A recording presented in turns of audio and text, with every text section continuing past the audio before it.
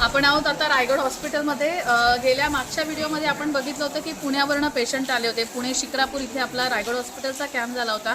खूप यशस्वीरित्या कॅम्प झाला होता. तिथून पहिल्यांदा आपल्याकडे 15 पेशंट आले होते आणि त्यानंतर आपल्याकडे 17 पेशंट आले.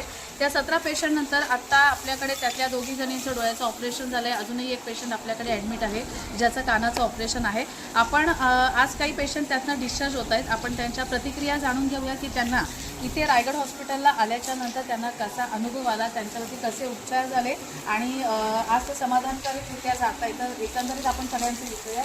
बाबा, काय वाटतं तुम्हाला? काय त्रास होता पहिल्यांदा? मला गुडघ्याने चालायचा त्रास होता. मी चालल्यानंतर फिजिओथेरपीमुळं खूप बरं वाटलं, आराम वाटला. इथली सोय चांगली वाटली. जेवण, राहणं, लॅपटॉपचे आमच्याबरोबर राहण्याची वागण्याची परिस्थिती आम्हाला आपण तिने समजून घेतलं. खूप बरं वाटलं. थँक्यू. आजी, काय वाटलं सांगा? कसं वाटलं? चांगलं वाटलं.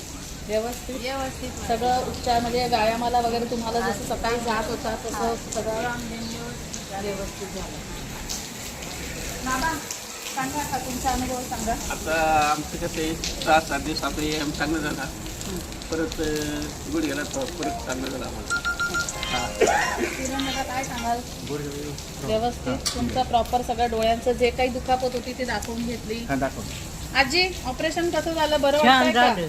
व्यवस्थित छान. व्यवस्थित झालं. थँक्यू.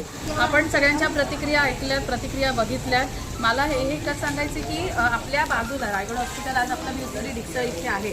तर मला हे म्हणायचं की जर पुणे शिक्रावरनं पेशंट इथे येऊन प्रॉपर ट्रीटमेंट घेऊन पुन्हा समाधानकारकरित्या जात आहेत तर माझं असं म्हणेन की ज्या तळागाळातील ज्यांना खरंच गरज आहे, ज्यांना खरी ट्रीटमेंटची गरज आहे, त्यांनी रायगड हॉस्पिटलला एकदा अवश्य भेट द्या. कारण उदाहरण हे तुमच्या समोर आहे. कारण आमचं रायगड हॉस्पिटल हे आपल्या सगळ्यांचं काळजी घेणारं असं हक्काचं रायगड हॉस्पिटल.